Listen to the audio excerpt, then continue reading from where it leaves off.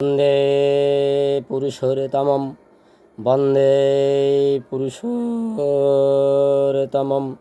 বন্দে পুরুষোত্তমম। ইষ্টপ্রাণ দাদা ও মায়েরা, আমি যোগী পুরুষোত্তমম পরম প্রেমময় শ্রী শ্রী ঠাকুর অনুকূলচন্দ্রের নারী হতে জন্মে জাতির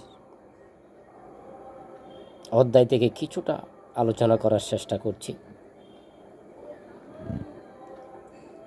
পরম দয়াল বিশেষ করে বলেছেন, পিতামাতা, অভিভাবক ও গুরুজন প্রত্যেকের স্বাভাবিক আকাঙ্ক্ষা প্রাণবান বীর্যবান দেবশিশু মায়ের কোল আলোকিত করে পৃথিবীর বুকেই বিচরণ করুক।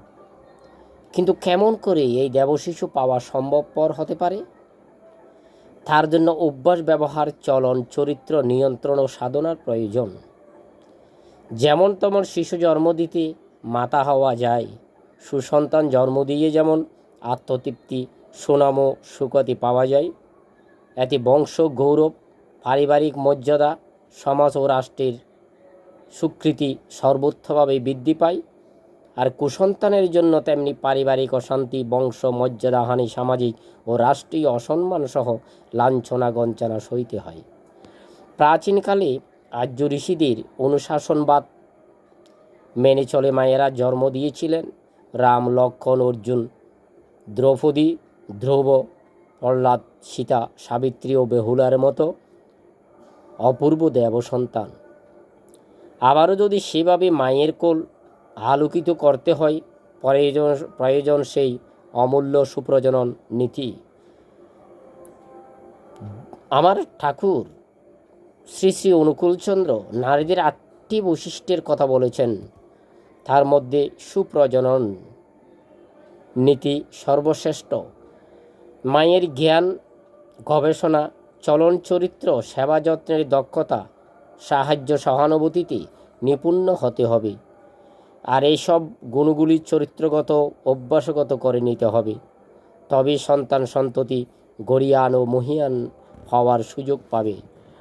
শ্রী শ্রী ঠাকুর অনুকূলচন্দ্র বলেছেন, গবেষণা সন্ধিৎসা থাকলে মায়ের দক্ষ সেবা, সাহচর্য, সন্তানের যোগ সেই পথেতেই তবেই ধরে অযুদ্ধ বীর্য। একজন নারী প্রথম যখন মা হতে চান, তাকে অনেক কষ্ট, অনেক সমস্যার সম্মুখীন হতে হয়। সে না পারে নিজেকে বুঝতে, না পারে অন্যকে তার বিশেষ কিছু সমস্যার কথা জানাতে। প্রথম থেকেই তার নিজের মধ্যে কিছু ভয়ভীতি কাজ করে। তার খাওয়া দাওয়া, শারীরিক অসুস্থতা নিয়ে বেশ অসুবিধায় পড়তে হয়। নানান জটিলতা তার মনকে আচ্ছন্ন করে তোলে। কী করলে ভালো লাগবে বুঝে উঠতে পারে না। কিছুদিন এই অস্থিরতা, কষ্ট কাটিয়ে ওঠার পর তার মনে ভয়ের সাথে নতুন আনন্দে শিহরণও জাগে। সে মা হাতে চলেছে, মায়ের শ্রেষ্ঠ আসনে বসতে হবে। এটাই নারী জীবনের সবচেয়ে গুরুত্বপূর্ণ দায়িত্ব, করণীয়। এখানে সফল হলে মাতৃত্ব তার সার্থক। তাই গর্ভাবস্থা থেকে সন্তানের পরিচর্যা করতে হয়। মাকে তখন সদাচার, সদ্ব্যবহার, কথাবার্তা, চাল চলন, সৎচিন্তা এবং ইষ্টমুখী হয়ে চলতে হয়।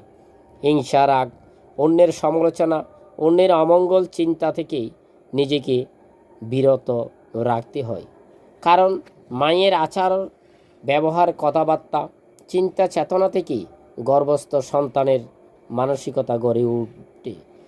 মা যদি সৎ চিন্তা, সদাচারী, পরিষ্কার পরিচ্ছন্ন হয়ে ইষ্টচিন্তায়, ইষ্ট কাজে মনোনিবেশ করে, সন্তানও পরবর্তী জীবনে সেই মানসিকতায় গড়ে ওঠে।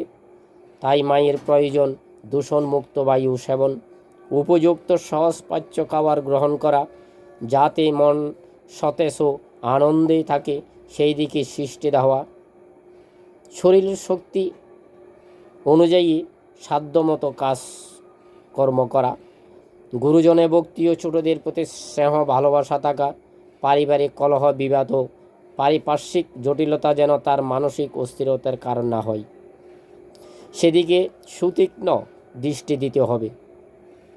মোটের উপর সেই যেন তার জীবনকে সহজ সাবলীলভাবে কাটাতে পারে। এজন্য গর্ভাবস্থায় মাকে খুব সচেতন হতে হবে, সাবধানে থাকতে হবে। কারণ মায়ের শরীর ও মনের অবস্থা সন্তানের উপর প্রভাব পড়ে। সন্তানের স্বাস্থ্যের কথা ভাবতে গেলে তার মায়ের গর্ভে আসার আগ থেকেই ভাবতে হবে। প্রথম হলো উপযুক্ত বিবাহ, দাম্পত্য জীবনে শ্রদ্ধা ও ভালোবাসার মধুর সম্পর্ক। স্বামী স্ত্রী শাস্ত্রীয় বিধান মতে বিবাহ দাম্পত্য জীবনে যদি অসঙ্গতি থাকে তবে সন্তান দেহ মনে সুস্থ হতে পারে না। মায়ের ঋতুকালেও গর্ভাবস্থায় কীভাবে চলতে হবে তার সঠিক ধারণা থাকতে হবে। স্বামী স্ত্রীকে সুস্থ সবল ও নিরোধ হতে হবে। এই জন্য সুচিকিৎসকের পরামর্শ নিতে হবে।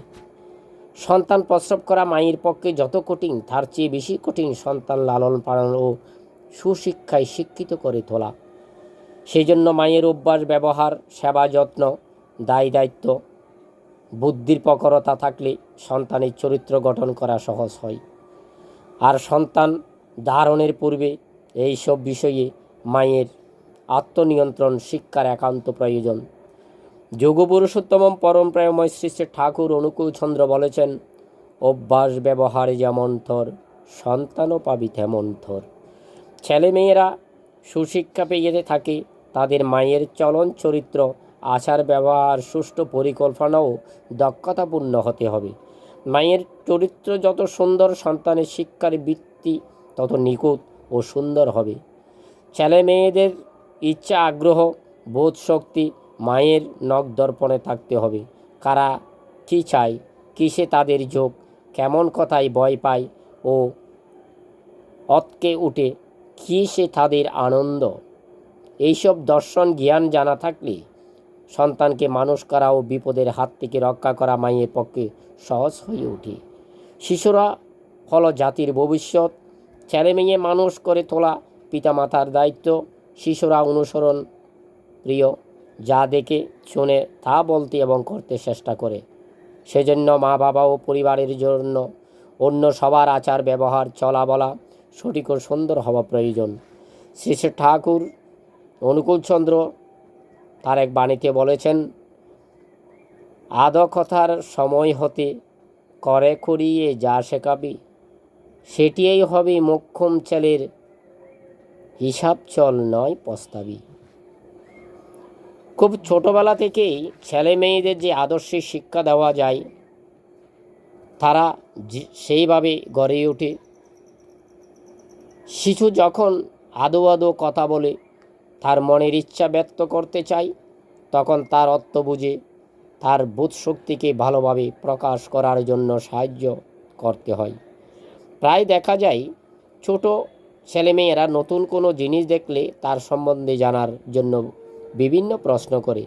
মা বাবার উচিত সঠিকভাবে প্রশ্নের উত্তর দিতে গিয়ে মহাপুরুষদের বাণীর আলোকে তাদের সুপ্ত মনের জিজ্ঞাসার নিরসন করা।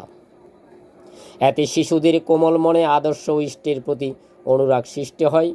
ফলে নিজেকে আদর্শ সন্তানরূপে গড়ে তোলার জন্য যেমন চেষ্টা থাকে, তেমনি পিতৃমাতৃ ও গুরুভক্তি পরায়ণ হয়ে থাকে। তার কাছে নিজের প্রবৃত্তির চেয়ে পিতামাতা ও ইষ্টের আদর্শই মুখ্য হয়। এমনতর সন্তান যত বেশি জন্মাবে ততই দেশের ও জাতির মঙ্গল। সুসন্তানের দেশ ভরে উঠবে, জাতি তত সমৃদ্ধ হয়ে উঠবে। আর এই সব সমন্বয় সাধনের জন্য নারীর ভূমিকাই প্রধান। ঠাকুর আরেক বাণীতে বলেছেন, নারী হতে জন্মে জাতি, বৃদ্ধি পায় তার সমষ্টিতে। নারীর হাতে বাছা বাড়া, নারী থাই দুনিয়ার সেরা। শ্রী ঠাকুরের সংক্ষিপ্ত কিছু আলোচনা আপনাদের কাছে প্রয়াস করেছি। আমার এই ক্ষুদ্র প্রয়াসকে উৎসাহিত করার জন্য লাইক, কমেন্ট, শেয়ার ও সাবস্ক্রাইব করবেন, এই আশা রেখে আমি আমার আলোচনা শেষ করলাম। সবাইকে আনন্দিত জয়গুরু।